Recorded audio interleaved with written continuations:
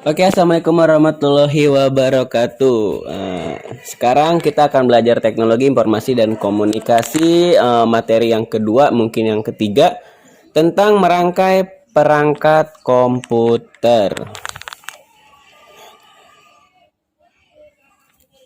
Oke, baik, tunggu dulu ya. Ini emang agak sedikit loading juga.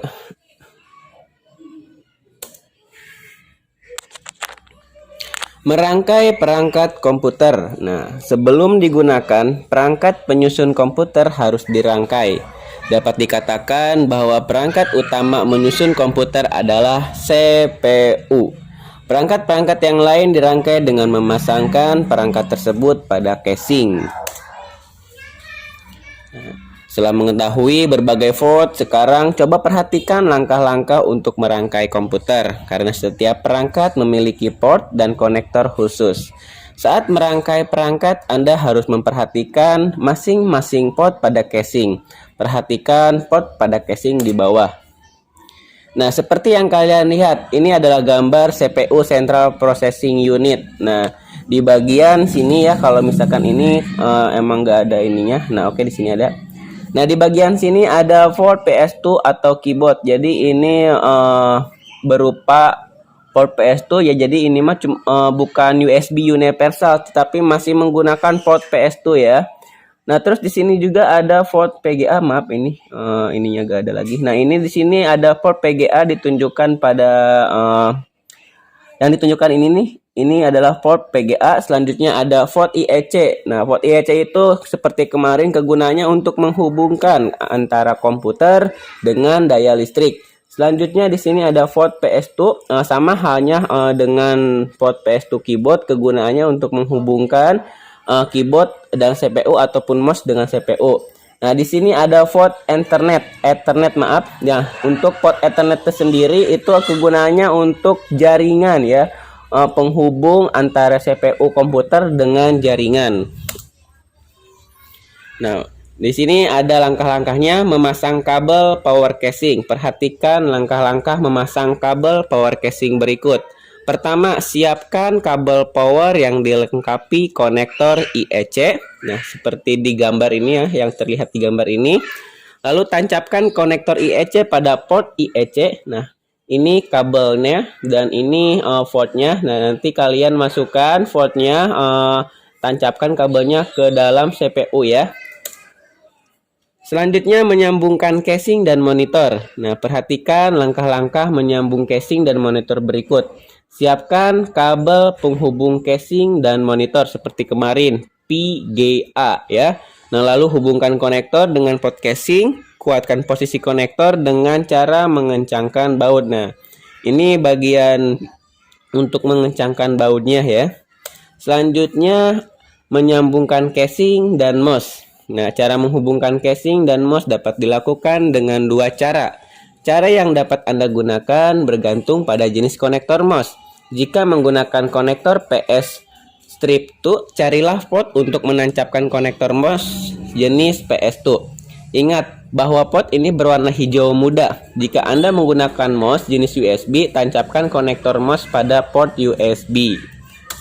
Jadi ada dua ya untuk kabel mouse itu, entah itu mouse ataupun keyboard, ada dua jenis. Ada port PS2 itu biasanya digunakan pada CPU zaman dulu.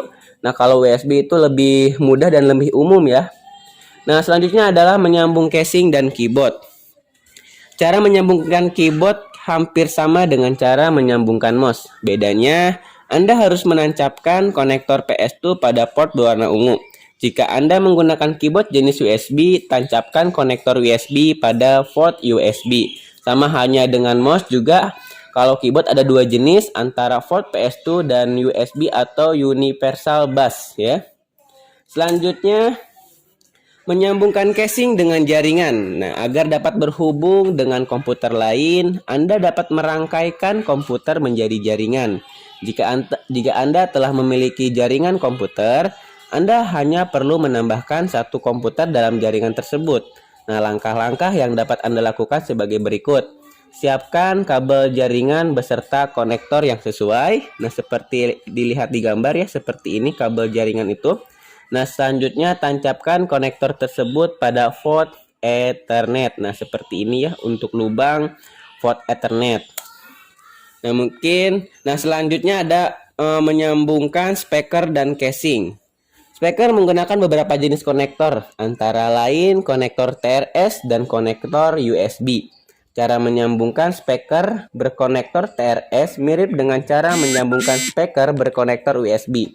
Jika Anda menggunakan konektor USB, tancapkan konektor USB pada salah satu port USB casing. Konektor USB ini berfungsi sebagai penghubung speaker ke sumber listrik. Sebaliknya, jika tidak menggunakan konektor USB, tancapkan konektor power ke sumber listrik. Nah, tancapkan konektor TRS pada port berwarna hijau muda. Port ini biasa terletak di tengah atau di antara dua port penggapit. Nah, seperti kalian lihat seperti gambar yang di pinggir ini ya. Nah, selanjutnya adalah menghubungkan monitor dan casing dengan UPS. Monitor dan casing memerlukan arus listrik agar dapat bekerja. Pada dasarnya, casing serta monitor dapat dihubungkan secara langsung dengan sumber listrik.